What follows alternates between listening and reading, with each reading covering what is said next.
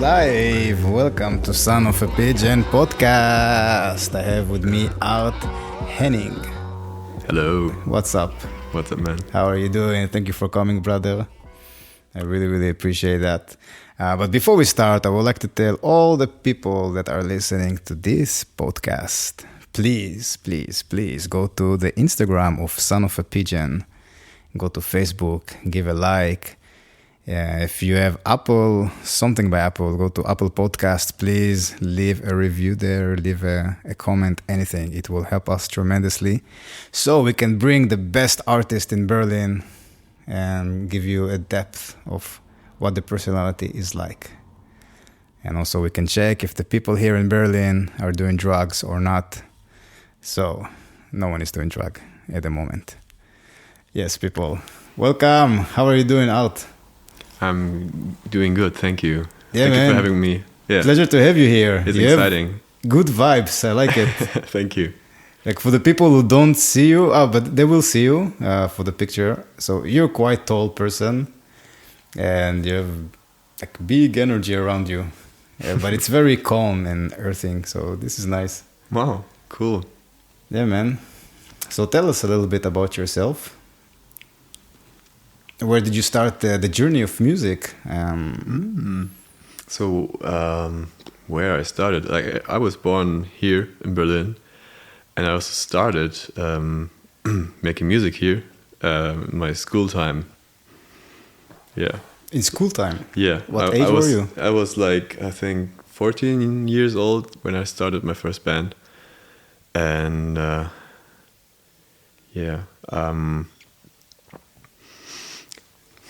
and this was.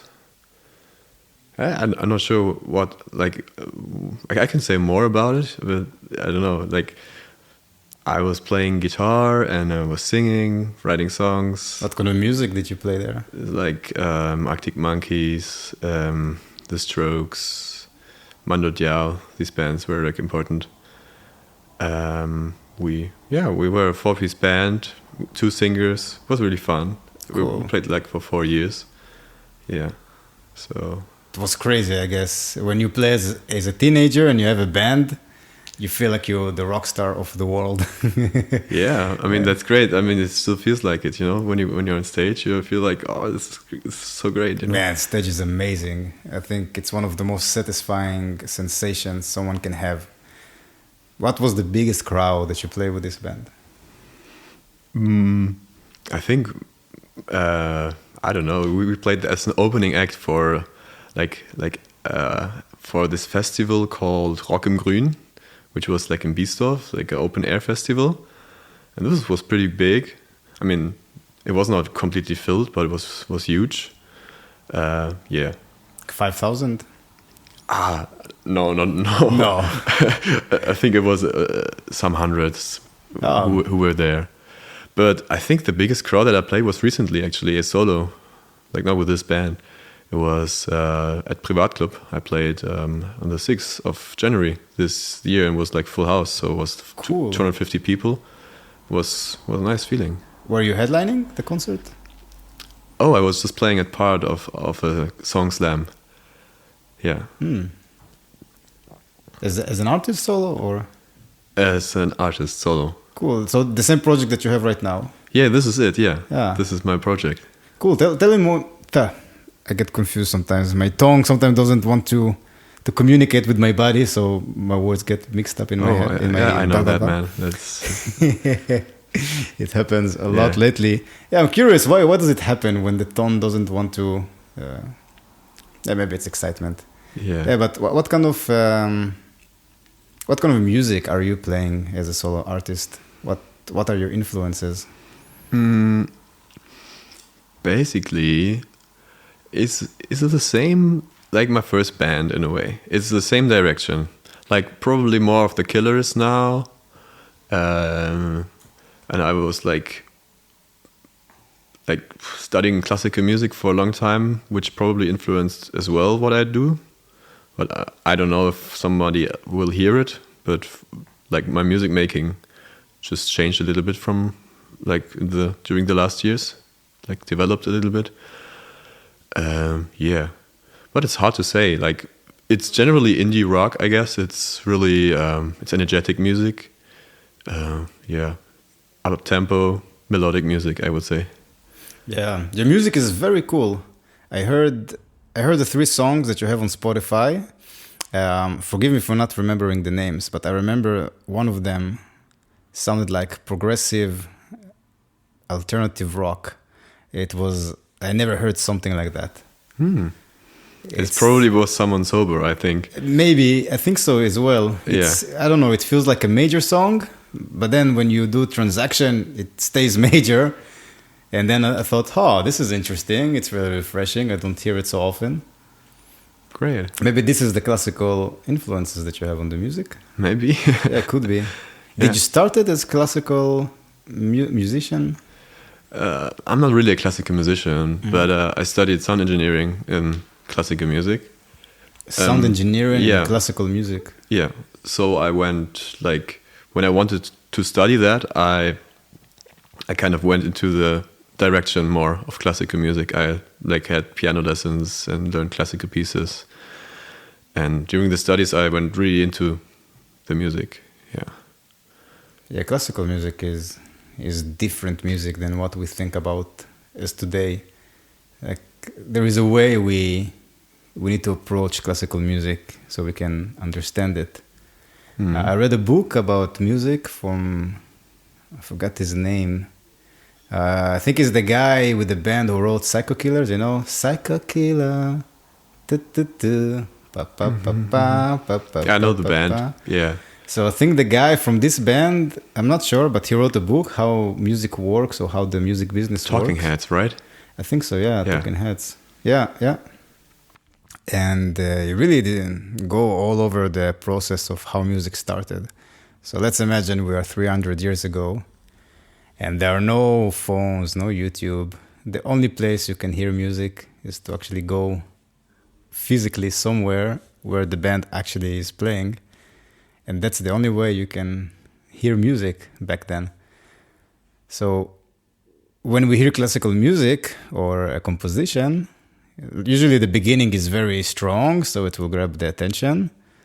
And then it's like a showcase of the orchestra, of the composer. And then there is the second part, which is more slow and people can dance. And then usually there is the third part, which is both of them combined. And when I heard this in a lecture, then I understood classical music. And finally, I understood what I'm listening to. Yeah, man. Yeah, this is like the context of the music, which is really important to understand why it sounds a certain way. And to enjoy it maybe more, to imagine how people these days were listening to it, right? Yeah, and today it's so different. You have 2.5-minute songs on Spotify, and that's it. All this lo-fi thingies. Yeah, it's lo-fi? You know the lo-fi music? Yeah, sure, man. Yeah, it's the most simple thing to do. Yeah. People just take a beat, take some melody and some chords. They match the melody and the chord in the right key, and that's it. Yeah, it's like kind of chill music, right? It's just music you can listen to when you want it to chill. Yeah. And it's really working well for people. I think I don't really listen to it, but I can imagine. Yeah, I can imagine also. If you have a coffee place or if you just stay at home and you're working at home, so you just put the music there, you're chilling. You don't care who's the artist. But if you're good at that and your music is out there, you can just make money out of it. Easy. I think about it. Maybe I should start making lo-fi hip hop music or lo-fi whatever. Lo-fi classical music. Lo-fi classical, yeah. I just take like classical music and I reduce the hi-fi quality of it. Yeah, put a tape machine on it. Yeah. Tape machine plug-in, make it distorted. Yeah. How do you approach the music business? How do you approach your releasing music and Spotify and all the modern world kind of promotion? Because it's very different and it seems like the industry is moving really quick, and it feels sometimes once I get used to a certain idea how the business work, then it changes. Something new is coming. How do you keep track? How do you plan your strategy? Wow, good question. I think I should do more, I think, like generally. But what I do is like, I try to just keep on doing things generally. I post reels on Instagram, which probably a lot of people do. And yeah, just think about what I want to do and how I can achieve it. Maybe, like just in the process, I don't really know. You know, I keeping going and trying things out. What works? People help me sometimes. Yeah, but I don't have like a great strategy to offer. You may be better. You may have thought about it before. The strategy is be very obscene. Be ridiculously obscene. You know, there is no bad publicity. What do you think about it? Obscene, like to do something which evokes a reaction? Yeah, evokes reaction, make people angry. If someone is angry at you, they will talk about you. Okay. I don't know. That's not my style, but I think now I know what my strategy actually is, now that you said yours. I think it is like being true to what I want to communicate. And in this way, I will succeed generally. Like I will succeed in what I want to do, and the rest will probably also get better. Yeah, I agree about this. The authenticity is the most important thing, especially as an artist. And I think especially in this age when everything is very copy paste. Though it's easy. I can take a song that was never played by humans, and I can release it outside the world and just let everyone hear it. And no one ever made this song, no one ever played it. It was just a collection of notes that I found on the PC with the cool plugins, and the song is finished. But I think it loses a little bit of the magic when people really playing. You know, when you're not really on the beat, and you go a bit left and right, and then there is the groove, there is the motion. Do you also approach this with your music? Yes, I love playing live. This is the best. Also, when you record it live, your music? I do a lot live, yeah. Yes. I mean, when I play my demos or when I record my demos, it's really a fast process. It's not like I have to get this done perfectly or whatever. Most perfect takes are usually that happen in the moment. So how do you approach it? What is your creative process? To make a demo? Or to write a song? Also to make a demo, because in the end, you know, the song that we hear is the whole production, everything is the packaging.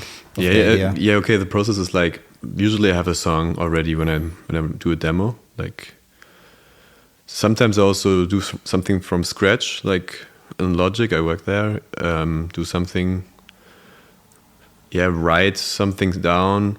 I have different strategies, I have different stuff, but usually, like, the usual thing is like I just have ideas that come to my mind when I play guitar, and I record it with my phone, and I like it, I listen back, I repeat stuff that I like, I put out stuff that I don't like, and then at some point it gets better, I like it more.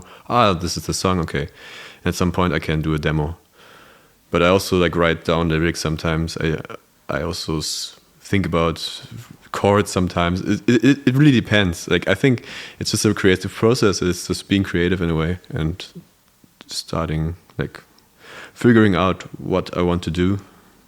Yeah. Recently I also like to put an intention, like I want a song like this or like that. But yeah, it's like crazy. Like I think I have ideas all the time, but when it really comes down to it, finishing a song is really hard, actually. That's the hardest part. This is very true. And yeah, that's why I can talk a lot about being creative, I think, and how fun it is. Yeah. What do you think prevent artists from finishing their songs? Maybe it's just because we're scared, like, to be judged in a way. Maybe it's like, okay, or maybe sometimes even to have success can be quite scary. Yeah, the fear of success is something real, and it's not spoken as much as it should have been spoken. Because a lot of people, they talk about don't be afraid to be a failure, don't be afraid to do something wrong, don't be afraid that it doesn't go the right way. Mm-hmm. But people don't talk about the fear of being successful. Sometimes when you know you can do it and it will be perfect, this is what prevents you from doing it. Yeah, man. I don't know why it happens. I really have no idea. It's very, very weird aspect of our psychology as humans. Yeah, I mean, it's probably because we are uncertain, you know? It's uncertain that what's going to happen when we are successful, and we also have to grow up more. I think lots of responsibility comes. It's not something that one likes. Like if you're successful, then people also like expect you to do the same again later. Maybe it's it's tough, but I don't know. I think one should try to be successful at least. I mean, it's fun. I think to progress. Yes, definitely. The progress is something very satisfying. I think one of the problems also not finishing songs is the fact that you can always record. And basically, I think a song is the never finished part of art. True. Yes, yeah, you have to force it. Like I have to force myself to say, like, also other people help me, like from the outside, friends say like, okay, this is like the song. What about the song? You know, how like, didn't you say you have a song? And at some point, yeah, okay. then it turns out what needs to be done, and then I just have to do it. But I'm kind of in the start of the process. It's kind of ridiculous to talk about it, I think. But before, like, I'm starting out as this Art Henning thing, but I was doing music before and recording stuff before, so I kind of know some stuff, but some stuff will also be new as this project will evolve. What do you mean? Some stuff will be new? Like what? I think, yeah, like actually attempting to have success or even success, you know, which is like more things happen that you usually can like.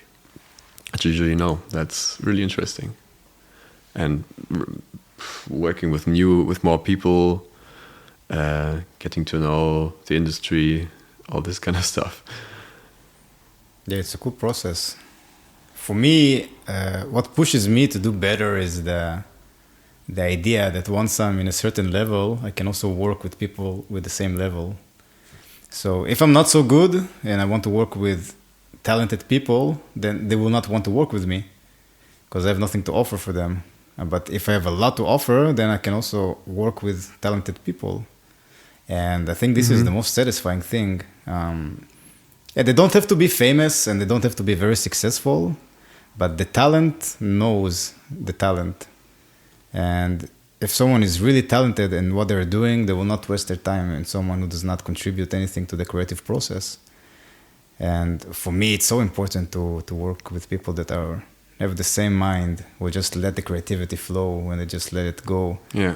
And whatever is coming, you know, it's like... I heard a podcast with Rick Rubin. You know him, Rick Rubin? Mm-hmm. Great guy. Yeah, man, a legend. I think one of the reasons that we're sitting here talking about music is thanks to Rick Rubin. Probably, yeah. I was listening to a lot of Rick Rubin music during my life, yeah. You have a podcast with Andrew Huberman, who is a neuroscientist. So he started this podcast on YouTube, goes really in depth about science. And then you have Rick Rubin on the podcast, and they talk about creativity and just to listen to this person talking. For those who don't know, Rick Rubin is one of the legendary producers. Basically, he invented hip-hop, kind of, or not really invented, but he made hip-hop to be mainstream. He was the first producer who ever recorded hip-hop, I think.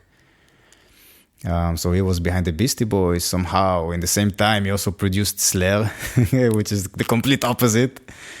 And then he started to produce Red Hot Chili Peppers, and he produced also, who else? He produced Adele, Kanye West, Jay-Z, Johnny Cash, Slipknot, System of a Down. And he says that the creative process for him is like having a buffet. And, you know, you offer me a dish, I taste it, and then I say what I think about it. And if I don't like it, then I prepare a dish, and then you taste it, and you say your perspective on it and what you like and don't like. And this is how he explains and illustrates the creative process. What do you think about this kind of idea? That's fun. Compare it to dishes. Yeah, it's great. I love I love doing finding associations between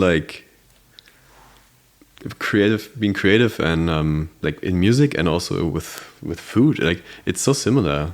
Yeah. Like when cooking, like you can have a recipe which would be the score. You can like improvise. You have the ingredients which is the creative material. Like this type of stuff. Yeah, this is like, yeah, it's so something I do think about, like, which is like part of my thinking, I guess. Do you cook often? Yes, I do. You cook your food usually? Yeah, I do. Yeah. Cool. What kind of food do you like to cook? Lately, I just cook normal stuff. Yeah, normal stuff. How would you define normal stuff? Like normal stuff is like stuff that I was eating when I was like a child or when I was a teenager. What my parents made. Yeah, like pasta with sauce or I don't know, some kind of stuff. I mean, yeah, I don't know. Like it's tough. Like food is like, it has become a quite controversial topic as well in the last years, I guess. Like, what are you eating? Is like, okay, you're this type of person if you eat this. Or it's like, it's like crazy. I was like, okay. Are you afraid to be judged by vegan people? Oh yes, oh yes. You're in safe hands. Vegan people, close your eyes, close your ears. Skip the next 30 to 1 minute. I love vegan food. I was also eating not really much meat during a period of time, and cooking a lot of loads of chickpeas and lentils and stuff like that, and it was really nice. Lately, I could not find them anyway. Yeah, it's crazy how life changes sometimes. Yes, I used to be vegan or vegetarian. Which one is the more extreme? More extreme is vegan. Yeah. Yeah. Like, so you don't eat any animal based food. Yeah, basically. No milk, no cheese. Yeah. Of course, no meat, no fish. Yeah. Also, fish is also animal. Yeah. Yeah, I know vegetarian people are kind of sometimes with fish. Sometimes they eat, sometimes not. Yeah. It's interesting. Yeah. And also honey. Sometimes they don't eat because it's not made from bees, but bees are making it. Yeah, it's interesting, but it's a process. Like this being judged by people is a process as well. Like if you talk about it, then you have to be like, yeah, stand your point and say why are you doing it. And if somebody makes a good point, then I may maybe think about it or not. I don't know. So yeah, I think we will always be judged by people. Yeah, we also always judging. You know, when we first met each other, we judged each other. So I judged you by the way you looked, and you judged me by the way I look, and then how we interact, and we're still judging each other, and also the people who are listening to us. At the moment, probably more than if we would know each other better. Yeah, it's like the judging is helping also to help. Like if we were like in the free world, we would know if somebody is a threat to us or if somebody is a friend. Yeah, exactly. So I think we will be judged the whole time, but it's very, very important that everyone will eat what they want to eat, and no one should go to anyone's plate and and steal their food. Yeah, it depends if it's tasty or not. I don't mind stealing anyone's food. But what I want to say that I used to be vegan. When I came to Berlin in 2017, and I come from Israel, from Jerusalem. So there the food is really good, but the way you prepare the food, the actual raw materials, I don't know if they're so good quality. What I mean by that that they're more commercial farming. So you have all the pesticides and you have all those chemicals they use, so nothing else will grow but this crop. And I think this is not so healthy. Also, the meat there is not so healthy in Israel, and the milk is horrible. And the butter, it's so disgusting. You know, I went to visit last year, and like the mainstream butter that people usually eat, I tasted it, and it tastes like dirty water. You know, sometimes you have this water from the tap, and it tastes like metal. That was the taste of the butter. Oh, that doesn't sound too nice. No. So So you realize that the quality here is nice, and you like the quality. You're a fan of like European. I could not eat meat when I came here because it made me sick. Also milk, when I drank it, I was very bloated and gave me some issues with my digestive system. But when I first discovered here the wild pig and the wild animals that you can just hunt here everywhere, almost everywhere, then I realized, okay, there is a deeper level to meat. There is something there that is way more harmonizing with me as a human than what I used to eat back in Israel. And since then, I eat mostly meat. I just discovered who are the best butchers in Berlin, and I buy only from them. And I make sure the quality of the meat is really, really good, and it's all free-range meat. And I enjoy it, and I can eat a lot of it, and I feel strong. Now I'm the strongest I've ever been in my life, just because I changed the diet. And when I was vegan, I was tired, I was bloated in my stomach, I was way more fat. And I think... all right, yeah. I know this kind of feeling with eating meat. When I eat good meat, like, for example, going to grandma's, having really rich food, feeling strong, yeah. Yeah, and it doesn't feel heavy, right? Yeah, it depends. Like, if you overeat sometimes, if I overeat, then I might feel heavy as well. But yeah, that's a good thing about vegan food. You can eat, like, in a way, you can eat really much in a way sometimes. Yeah. I don't really know. Like, I think you can eat more than with meat, but in general it doesn't matter because, like, I should not eat more than what is actually good for me. So yeah, true. And it's also very. But it's fun to eat sometimes. Yeah, it is fun. It's amazing. It's one of the best things we can have as a group of people, to eat together and to make food for each other. I want to say something and I forgot what it was. Yeah, I think that everyone needs to pay attention to what their body is telling them first. Because for some people, meat can be very bad, just the way their body works. And they need to pay attention to this. So if someone has got this, the thought, like, I have to be vegan because I want to save the planet. So make sure that you want to be vegan because your body really needs it. And then when you realize what food your body really needs, I would say, yes, then buy the best quality you can. Go to the farmer market and then buy it. Because if you're vegan, you want to save the world, and then you order food from Brazil or something. Yeah, help yourself first and then help others. Yeah. Like people that need help and trying to help people at the same time is not a good idea, I think. Yeah. Do you think so? It's better to help yourself first, right? I think so. Yeah. Or let yourself be helped. I don't know. It's like just like the well-being is like, yeah, it's so important. Can we help other people to start with? To start with, like what? Just to help other people. Can we do that? Can we really help other people, or they need to help themselves first? Yes, they do. They need to help themselves first. Yes. If you know what you want and you want to do, then you find help anywhere. Because you know what you want and you can tell everybody, and you will find somebody that helps you. And if you don't know what you want, it's really hard. I don't know what I want. Okay. That's not so nice. Okay. But you can be there for somebody who doesn't know what he wants, right? But yeah, like help actually starts happening when you're really doing something and really, something you want to do. And then, for example, you want to move somewhere. Oh, I need people to carry stuff. It's so easy. People will help. No problem. It's something natural. I heard somewhere, and I think it's true. Yeah, I think if you ask for help, help will come. And if you don't ask for help, you can get stuck. You can get really, really, really stuck. And then you feel bad because you need help, but you're too shy to ask for it. Yes, yeah. Then you get stuck in this loop. It's just yeah. This can happen. Yeah, it's very interesting. It's like overflow, and then when you get out of that, easy. It's good. It just goes on.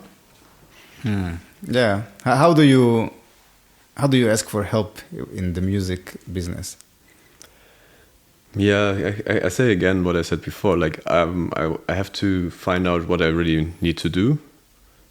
I guess, and then I just write somewhere what I want to do. Like, for example, when I moved to Berlin again, which was last summer.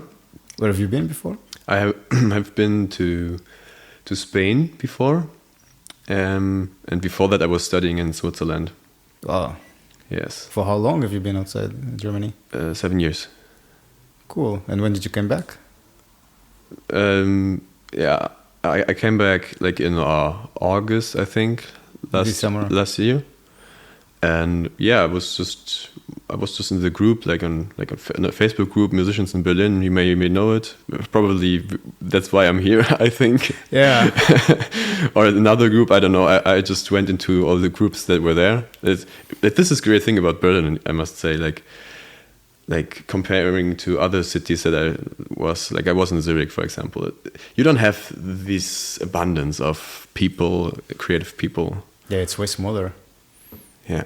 Way smaller. But there is a music scene there in Zurich? There is one, yeah. How many people are there in Zurich? Not sure. I think 700,000 or something. But I always say that. I'm not really sure. I would have to Google it. That's pretty big, 700,000. Oh, Switzerland is an incredible place. Mm-hmm. Very, very much, yeah. How many years did you live there? 6 years. Wow. It's a good place to live. Mm-hmm. I heard that everyone there, most of the people, not everyone, they carry guns because it's allowed to carry a gun in Switzerland. Yes. But they don't have ammunition. What the fuck? I would not carry a gun if I didn't have ammunition. I mean, it's really heavy, you know. Yeah. Like, I give you guitar, but I don't put strings. Here, a glass of water with no water. That's hilarious, man. I thought, because I knew this for a long time, but maybe I'm wrong. If I'm wrong, please someone correct me. That everyone in Switzerland can have a gun, but you have guns, so in case there will be like a revolution, or if the government will be more dominating on the people, like what we had in Corona, for example, so then the normal citizen can protect themselves. Mm-hmm. But then they don't have any ammunition, so I'm not sure why they have guns. Yeah. I hope someone in Switzerland hears us and then they can give us a bit more clarity about it. Yeah. Like, I don't know. I'm happy that I don't have to shoot here anymore. But again, what do you mean anymore? Did you shoot here before? I didn't shoot, but people like before, like I think 2 or 3 years before me, were still like obliged to go to the army and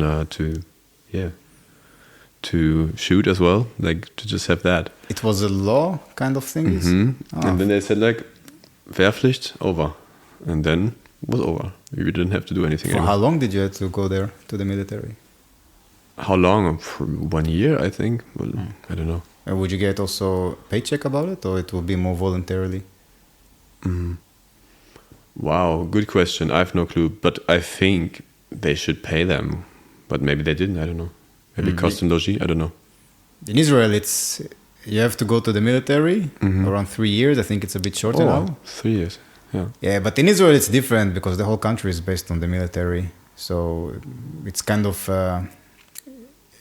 the road for you growing up in Israel. You have kindergarten, then you go to school, high school, then you go to military. You go to military. Oh my god. And then you go to college or university. If you go there, because some of the people after military, they just go to India to lose all the crazy stuff they've seen, or to South America, and that's it. They never come back. Wow. Okay, that's interesting. Wow. So it's really part of the Israeli... Yeah, and you don't get paid there. You get paid very little, just enough. I think today is more, but when I was there, it was 10 years ago, I got paid somewhere between 100 to 130 euro a month. Wow, okay. Yeah. but like the expenses were like whatever you needed for living was covered? Yeah, or? definitely. Yeah. They give you the uniform, so you have clothes, and they give you also ticket to public transport, and you live in the military base, or depends. Some people go home every day, so it's like a job. Okay. Yeah, it depends what you do. Some people don't go to home, for maybe a month. It really depends what you do. But I think it's good because there is something about the military that makes you harder, that makes you more. It helps you grow up somehow in a way. It's not the most positive experience that I had, but I think the tools that I received from there, they're really useful even today. What do you think helped you with living or from the military? Yes. I think the most helpful thing that I got from the military is how to deal with bureaucracy. That's the most helpful thing that I got from there. And how can you how should you deal just to deal with that? Once you deal with something, once you do something, you get the experience of how to do it. Mm-hmm. And that was the thing with the military. Okay, so now I can answer your question, which led us to this part of the conversation. How can you learn to ask for help? Yeah, you just need to ask for it. Yes. Yeah. You need to put your ego way, way far away from you as much as possible. And how can you increase the distance between you and your ego? You just lose it. You tell it, go fuck yourself, ego. Go be ego of someone else. Yes. Yeah, how do you let it go? One thing you can do is to take 5 grams of mushrooms, go to the darkness, and you lose it for sure, at least for a few hours. But what else can you do? Well, if you have a goal, there's some ways I think you learn how to do it. Yeah, if you have a goal, yeah, and you have to lose it. Otherwise, you don't reach the goal because ego takes you back. Yeah, exactly. Yes. Let's say my goal is to make the best album possible. Wow, yeah, that's a great goal, man. All musicians have the same goal, I think. Yes. So how can we achieve that? Yeah, you have to know, you have to get the resources to do it. The monetary or the materials resources that you need. And you have to be able to be a creative, I guess. But do you think one person can make a really, really good album? Or it needs... on his own? Yeah. No. I can't. Maybe somebody can. There are some people out there, the solo artists, that do a lot of things on their own, I think, yeah. I would love to see that. If someone really makes an album from the idea itself until the final mastering, it will be very impressive. Maybe not mastering, but do you know the artist Dayglow, for example? No, who is this? He's an indie rock artist who emerged 2 years ago, I think, 2-3 years ago, and he did a lot of things on his own. Mac DeMarco, bedroom rock, This is it doesn't get better than this. If you want to do something personally, I mean, if you want to do a great album and you think of yourself as an artist, I think maybe it's not possible to do on your own. Because there's a lot of things you have to do during the process, and if you have more people involved, then other people can do more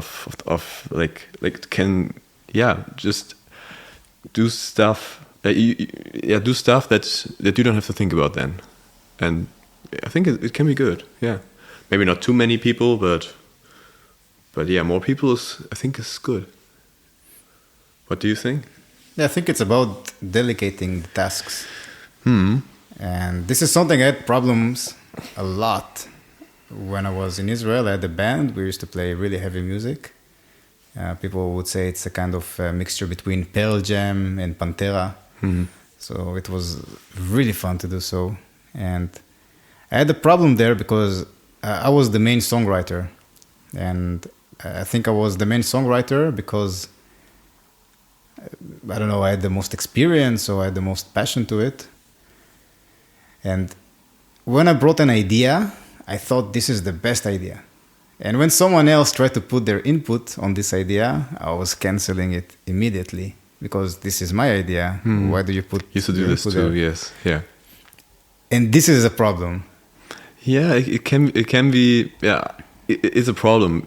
Yeah, for sure. I think it can be good too if you are like assertive, like you know what is good, and if somebody has a bad idea, you say it's a bad idea because it is a bad idea. It doesn't work if you know that it doesn't work. But on the other hand, but how can you know? Because music is something. There is not a fixed formula for music, right? Something. Let's say now you released an album with 10 songs. You don't know which song will be the best. The next hit. Something stupid now. Go for it. That's what we're here for. Yes. I mean, this is probably sometimes what I think. Like, imagine you have somebody in the studio who's not very like experienced and does a similar mistake what you did before. For example, overloading the production or so, and you feel like, okay, this is too much, just get rid of it and it's better. You know that because you have experience. Then I think it's you got the ear. It's legit to say so, I think, or I don't know how to communicate it in the best way, but like just make it happen so it becomes the best possible way in a way. Yeah, I think there is a way us as artists, we can monitor somehow the creative environment and let people do whatever they want. But then we need to have this kind of control, so we put what we like about they doing whatever they want. It's a part. Like if you organize it well, I think it works. Like for example, you have an artist in the studio again. He comes again, even though you told him he didn't like his last ideas. But this time, you just let him do whatever he wants for a certain amount of time, and at the end, you just take the best stuff and you make something out of it. I mean, I think it's a win-win. Yeah, exactly. I had a song that I was stuck with it, and I thought it's a great song, and I want to make it a bit bigger with production. So I got help from a friend of mine. His name is Steven Tuteberg. He's really, really good producer. He got such an elegant and full sound in the stuff that he produces. And I thought, it will be cool. Let's see what kind of input he can put on the song. And I was surrendering completely to what he said. And every suggestion that he made, I was just going fully with it, committing whatever he said. Yeah. And I think this is one of the best songs that I wrote in this album. Was the same album with this band? No, this is a new one. This is something that This is a new one, okay. Yeah, okay. I've been working on it in the last almost 2 years. And now it's about to be finalized. I need to record the vocal still and to mix most of it. No, most of it is mixed. And then to release it. I have one song, the first song, it's called I'm Great by Son of a Pigeon. I love this character. And I'm going to release the whole single. Probably when this podcast will be out, the single will be also out already. And then next weekend, I'm going to do a video clip shooting with really 2 talented people. One of them is Sebastian, he's doing the camera work. And the second one is Marta, and she's doing all the stylist and the way it will look. Very talented. And also with this, I had the idea. I talked with Sebastian and I told him exactly what I wanted. And I really exaggerated with my thoughts. I really exaggerated of how I wanted to look. And then we just made a few meetings, like 3 or 4, and we really put it down to earth. And, I just commit to it. I just let it be.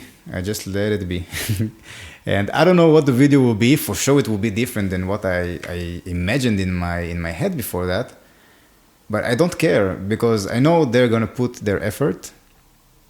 And I know that I trust them. I know they know how to do the work. And I think when someone can approach life like that, it doesn't have to be music. Letting go with trust in a way? Yeah, I mean, exactly. It's similar to me. At the moment, somebody records drums for me in Australia. And you don't give him any instructions? You just told him whatever you feel, just go for it? No. I kind of like, I compose the drums in a way. Like they are as they want to be, but like the sound he's going to do, and probably he will do details and fills in his way. It's not completely free. How much room do you give him to be himself, to improvise, to put his own? I don't know. He decides for himself. I don't know how much room. He's somewhere else. He records it, and when it's recorded, I just get something. You know, he won't go back into the studio and record again. It is what it is. Yes. And you trust it. Yeah, I mean, it's a job. I don't have as much money. I cannot pay him twice. Yeah, I can understand this. So probably he must be a good guy. I don't know, really, but I think if you like his groove to begin with, then it will be all right. yes, but I really trust actually the person that recommended him, and I just need drums, you know, and they will be fine. I know. I've been experimenting lately with Fiverr, actually, with music. Oh, okay. How did it go for you? Wow, really, really good. Oh, cool. I needed a piano for one song.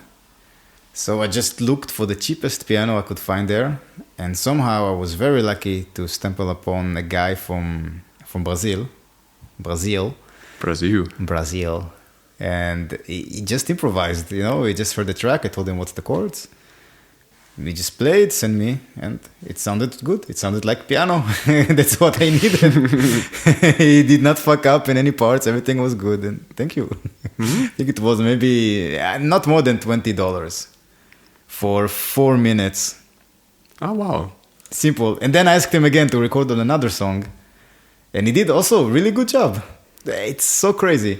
So he actually also did the parts for it. Like, you didn't send him the parts? No parts. Just send him the song. This is the chords. Play piano. Easy. So cool. 20 euros for a song. Something like this, yeah. Oh, that's great. Yeah, and also another guy with a cello. Also the same thing. I told him I want cello. I want it to be... I don't know if I even gave him instructions. Just, I want cello in this part, and this part. He recorded, sent to me. Sounded amazing. So good. Yeah. I mean, it's less work for you. You knew that you wanted the cello, right? And then you just asked somebody to record cello for you, and you didn't think about what should the cello play, how long should it play, what sound should it play. No, I just like, wanted cello. Yeah, if you have a song, yeah, and it is already a song, and you can understand it, then it's probably easy for a musician to do something nice on top of it. Exactly, and I also start to like more and more the surprise of what is coming, because I don't know what will come. You know, it's exciting. I send him the song, and then 2 or 3 days afterwards, he send me back, and I'm very excited. I don't know what he's going to play. Wow, that's cool. Like it is like you transformed the fear into excitement. Yeah, exactly. And it's very cheap, you know, so if it's shit, all right. So maybe I help them to have a better month, you know, maybe he got extra money now. Maybe he can invest in something, I don't know, buy himself new strings. So it's all good, you know, I did not pay exaggerated amount of money for this. This is also changing the industry. When you have people that you can have their talent for such a little amount of money, and they do it really, really good, then why would I pay someone here in Berlin 200 euros for a recording session? It depends on the project, I think, what you want to do. But yeah, I think it's great. Yeah. Yeah, I know why I can pay someone in Berlin. There are really talented people here. But in general, you know, not in Berlin specifically. Yeah, it's very interesting. The whole world, I think, is becoming more cheap and more global. Yeah. Yeah, and then it makes me wonder about money. Should we go about money? This is a subject, yeah. Yeah. How do you feel about money? Wow. It's a very heavy subject sometimes for people. Yes, money is something I have to figure out for myself, you know? It's nothing that I know. Like, it is what I know that it's a certain thing. Like, like what I like with this subject, I like to just go and talk a little bit about it. I don't have like a meaning. I just think about it. So feel free. How do you feel about money or around money? Yeah. So yeah, money is like, yeah, if you have money, life is easier. So it's great. It's good to have money. I think it's not the most important thing, but it's good to have it. Like if you want to, if you have a lot of money, you can get yourself, I don't know, something really nice, really easily. What is a lot of money? I don't know. There's a certain place in which you can afford almost anything, probably. I don't know which amount that is, but there's certainly, like, you can have as much money so you can just pay the rent and the insurance and your food, and that's great. But you can also have more money. You can put it in stocks, whatever. Or you can, I don't know, keep the money. Yeah, it's cool. But if you have really a lot of money and, I don't know, maybe income from somewhere. Yeah, but this is not really clever thoughts. You know, I'm not an expert in that. Not really. Yeah. It's one of the most misunderstood subjects in the modern world. Like the importance of money? How it works. How it works? Yeah. You use money every day. Yeah, sure. We all emerge in the system, and we are soaked with it. So money is everywhere. Mm-hmm. And I think money is mostly concept. It's imaginary thing. Because I don't have money here, but what is money? Just a piece of paper that is very difficult to fake. And you believe that this piece of paper represents a certain government, and this government is stable enough, so you trust it. So what is money? Money, you know, if you have 5 euros here in Germany, and if you have 5 euros in Portugal, they're not the same 5 euros. If you have 5 You're talking euros, about the value of the money, right? The value and what it serves in the end. Because in Portugal, if you manage to live with 2,000 euros a month, you live really good, especially if you live in the villages.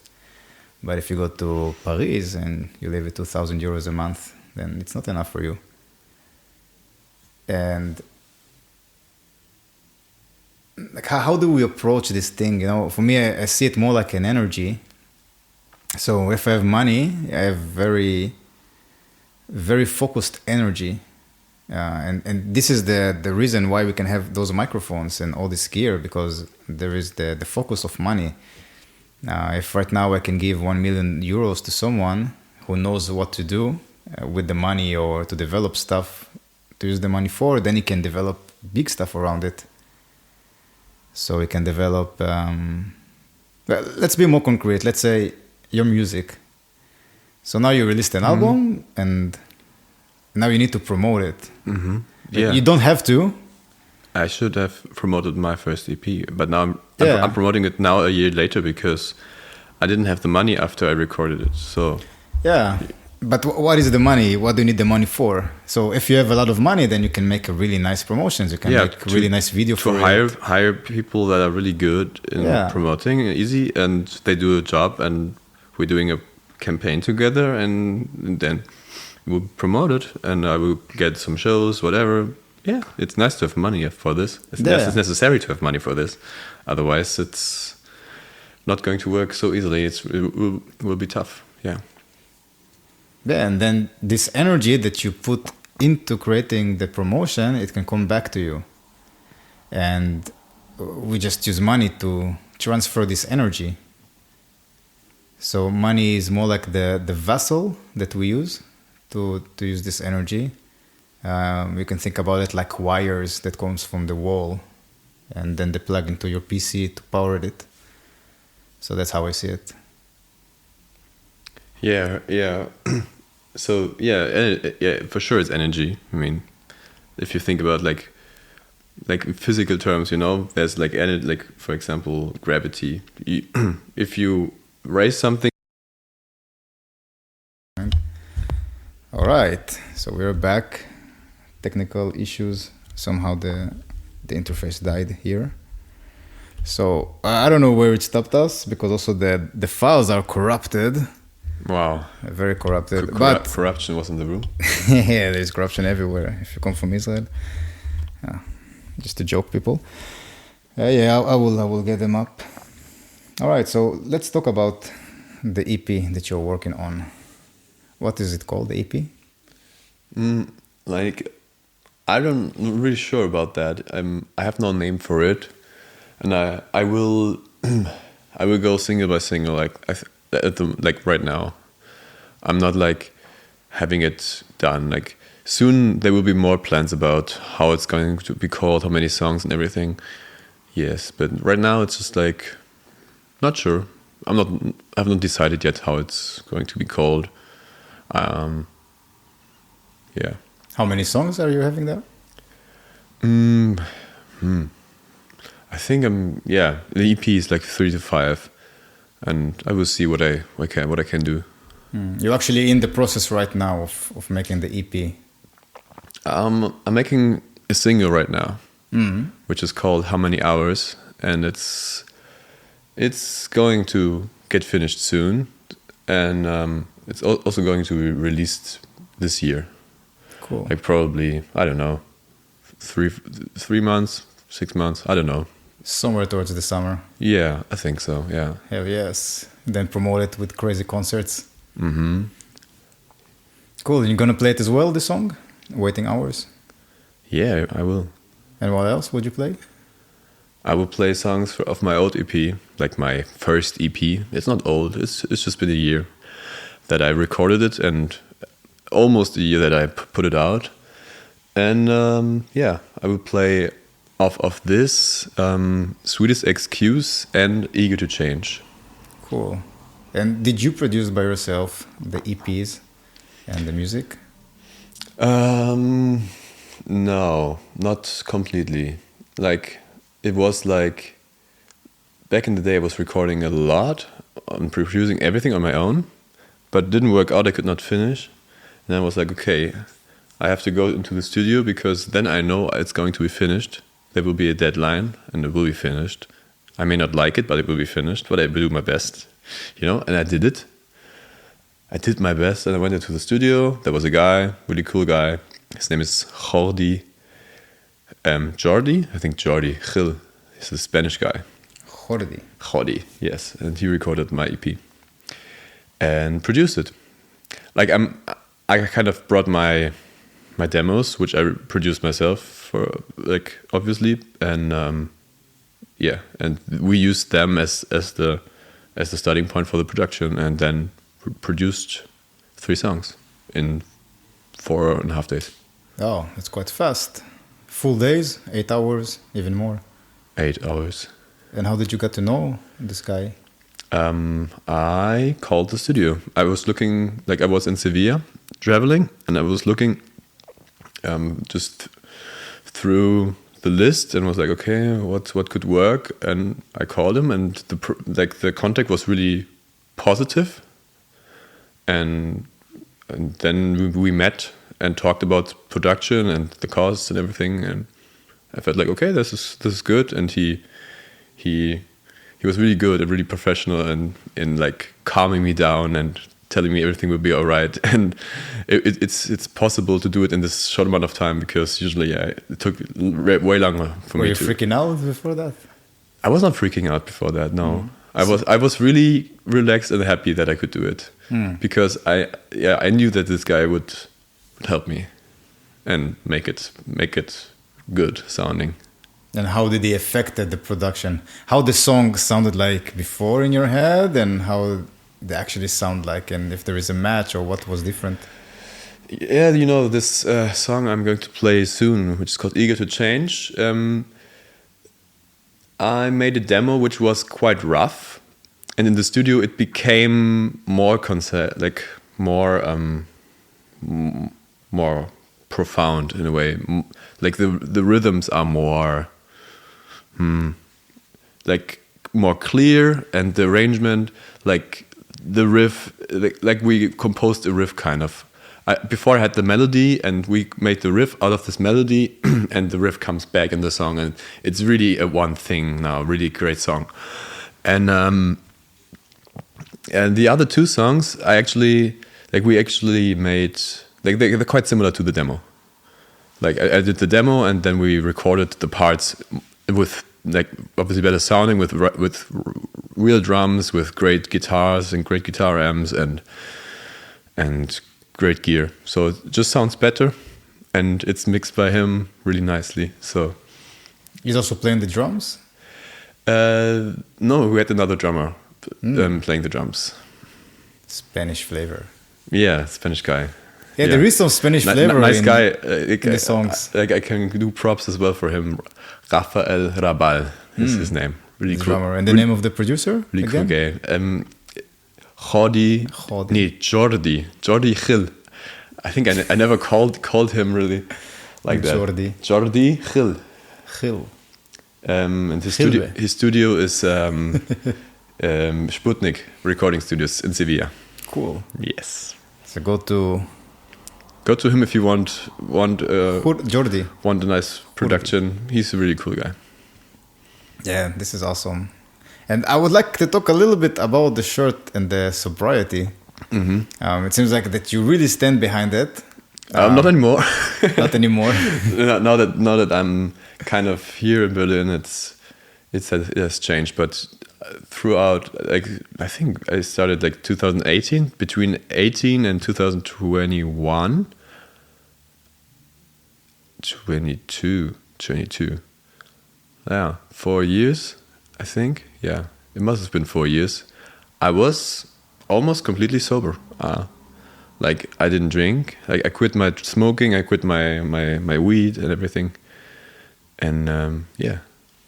What led you to this moment that you decided, all right, enough with this bullshit? I was a mess, you know. I was like, okay, I'm consuming more, and this was like, no, it's too much, and everything that I want to do is affected by it in a bad way, and I cannot, like, my life situation was bad, so to speak, yeah. Like, I couldn't do the things that I wanted to do, and I was like, okay, if I stop, it will be a lot more easy, and it's still hard to get out of that, and if I stop it will be less so, and if I don't stop, it might be impossible. So I just stopped. It was a really clear decision. One day. You just cut it? Cut it, yeah. Weed, also alcohol? Yes, also alcohol. Do you used to drink a lot as well? I like to drink, yeah. And not really much, but not really, not always. Not really regular. Also smoking, I was stopping some from time to time. Yeah. But during the time that I wrote the song Someone Sober, I wasn't sober. I was smoking weed, I was drinking. And it is more about like people judging people for smoking weed. Yeah, actually, yeah. I love weed. Yeah, and it's like, okay, this guy, yeah, someone is sober, someone is stoned. You know, it's... But I'm not stoned on this episode. Like, I must say, I think on all the episodes before that, I was somehow stoned. And there was one episode with Anna Galperin. The second episode, we were so stoned there. And she got some capacity. I could not finish the podcast. It was also late at night, I think, in this time. Yeah, usually I wake up early, so when 9 or 10 o'clock coming, I'm just... Yeah, I might as well just play the song today, I guess. Yeah.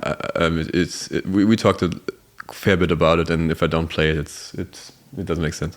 Yeah, I would play Someone Sober. Which song should I not play then? Which song you should not play? Yeah. I play all of them. How many songs do you have? I just play 3 songs today. You can play 4. I don't play 4. I just play 3. 3 is a good number. Yes. The Holy Trinity. Yes. So which song should I not play? Huh. You don't so mind? What we have? We have Eager to Change. Eager to Change. Yes. What else we have? We have Sweetest Excuse. Sweetest Excuse. This one you have to play just for the name. Yeah, okay. Sweetest Excuse. Wow, it's difficult for me to say that. All right, what else? And Someone Sober. This is 3 songs. And we talked about How Many Hours, which is a new song. So a new song we have to play. We don't have to play it. I can also play it. Yeah, I don't know. Yeah? What do you feel? I would say Sweetest Excuse, for sure. Sober for sure. Then we have the 2 ones. Maybe the audience can decide. But how? They can send us a text message. And how do you want to contact them now? Well, now I can contact them right now as is. So you need to go to Art Henning Instagram. You must give him a follow and then send them a DM. Only then you will have the power to influence the decision. So do it right now. And we will see what you guys chosen. Wow. Somewhere in the future. We will come back from the future to this podcast. We will change everything and then we'll send it back to you. We have time machines. It's great production here. All right, so let's go to the music. How can people find you and where can people find you physically and digitally? Physically, they can find me at my shows, which I'm going to play. Like one show I will play on the 26th, which will be after this episode will air. So unfortunately, you cannot be physically there unless you have Time Machine. Yeah, it's great. Next shows, I'm on Instagram, Art Henning. Art Henning Music is like the full profile name, and it's Art Henning on Spotify. This is where you can find me, and I have also a YouTube channel which I don't have much stuff on, but there's some stuff to come, some videos. So people can find me there if they want to, and if they have the capacity and time and will. Go listen, people. You have capacity and you have time. Get your ears a favor and listen to good music. Support local artists, even if you're in a different place in the world. Everything is local now with the internet, so why not? Thank you very much, Artur. It was a pleasure to have you on the podcast. Thank you for having me. It was fun to talk to you about so many subjects. Yeah, it was really, really fun. It's one of the most flowing conversations I had so far. So thank you very much for this. Thank you. And stay tuned. Now we're going to play the song. Sound of the Pigeon podcast. Sound of the Pigeon podcast. Sound of the Pigeon podcast.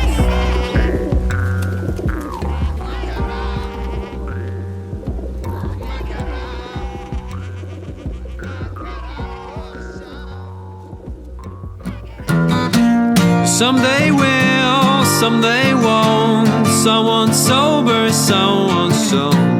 They have listed everything that they won't listen, that's the thing. All the time I once was good, and now I'm not that self-assured. I won't do it anyway.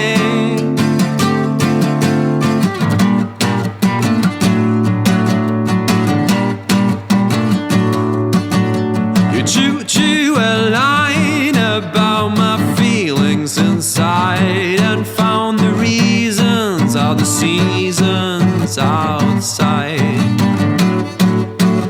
Mama, my life looks easy, looks way too easy. Now they won't let go, but damn, they can see it at all.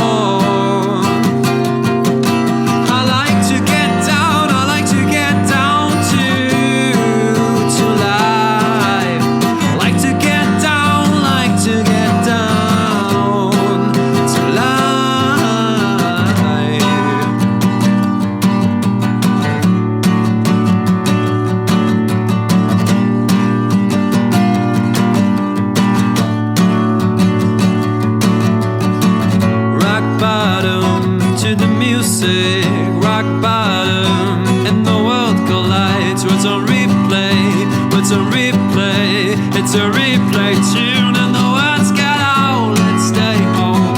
Did we choose it? Don't overuse it. Didn't we?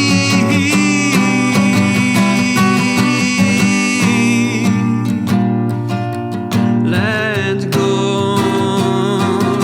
But damn, they can see it at all.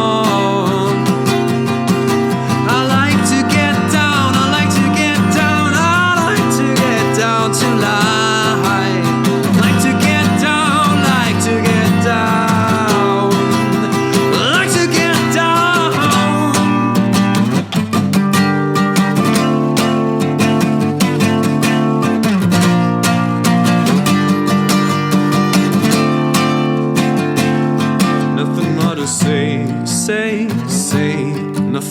to say, nothing more to say, nothing more to say, nothing more to say, nothing more to say, nothing more to say, nothing more to say. Someday will, someday won't. Someone's sober, someone's stoned. They have listed everything, but they won't listen, that's their thing. And I won't listen to what they are gonna say.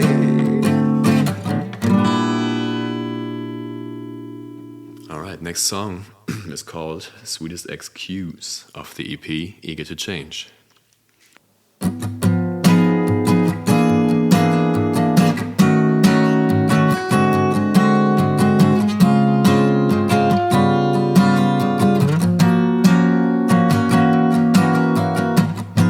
How are you today? How are you doing on your way? I'd like to know something about you. Well, you look beautiful today, but I don't know how I do. I don't care, I just look at your face. You are my sweetest excuse. I don't wanna lose you anymore.